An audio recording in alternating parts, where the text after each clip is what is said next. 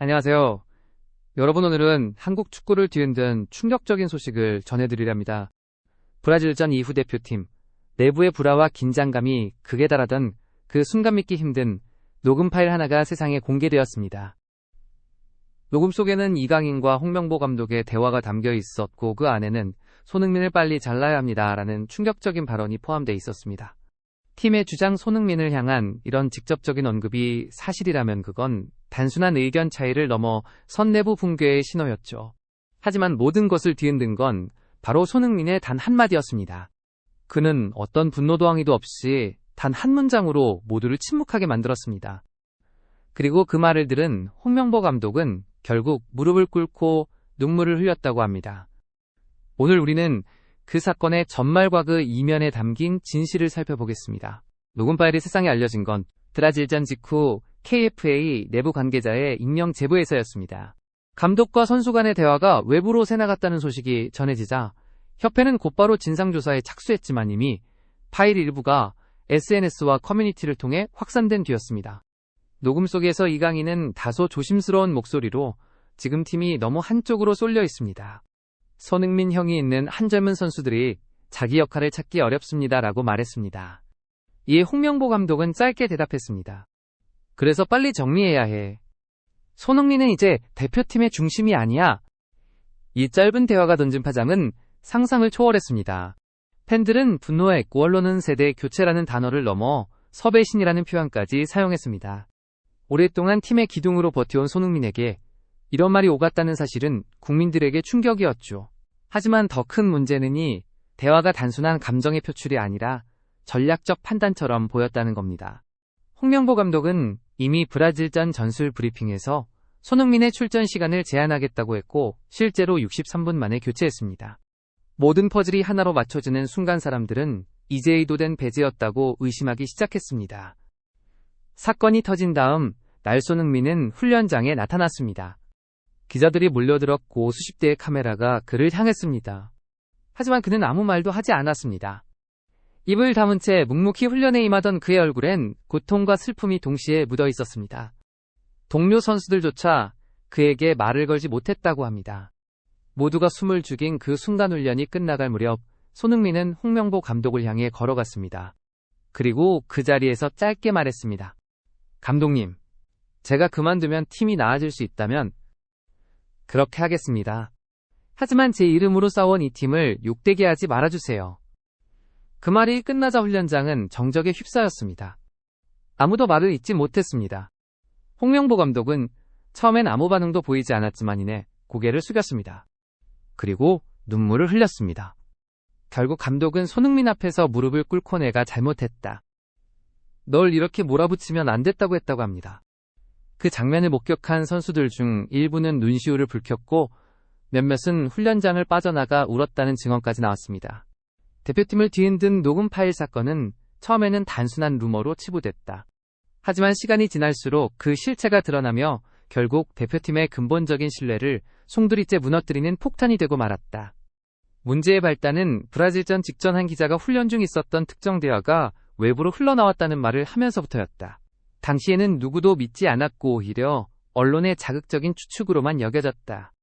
그러나 며칠 후 내부 관계자 중 한 명이 실제로 휴대전화로 녹음을 남겼다는 사실이 확인되면서 상황은 걷잡을 수 없이 커졌다.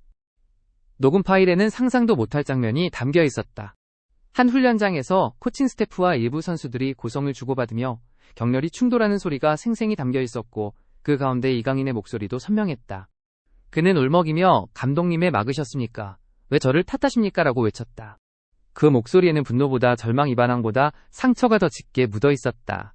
이 짧은 한 문장은 곧 대표팀의 균열을 상징하는 결정적인 장면이 되었다.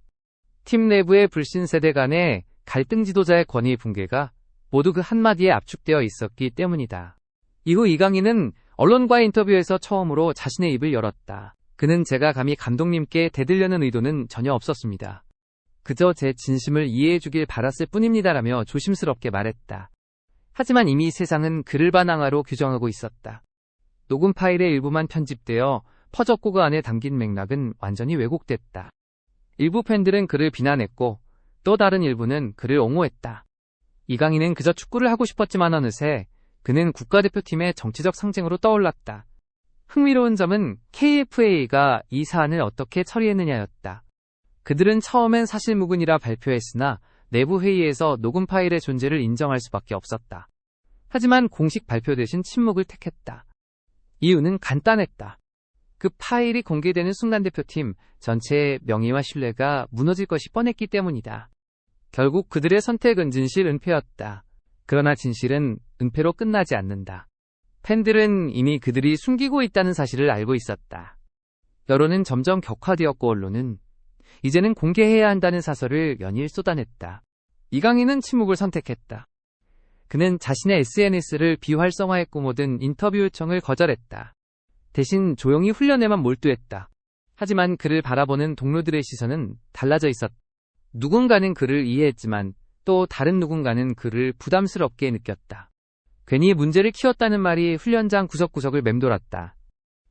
그 무거운 공기를 견디기엔 아직 24살의 청년은 너무 어렸다. 홍명보 감독은 이후 사퇴 수습에 나섰지만 이미 돌이킬 수 없었습니다. 브라질전 대패 전술 실패 내부 갈등까지 겹치며 여론은 그에게 등을 돌렸습니다. 문제는 선수단 장악력이 아니었습니다.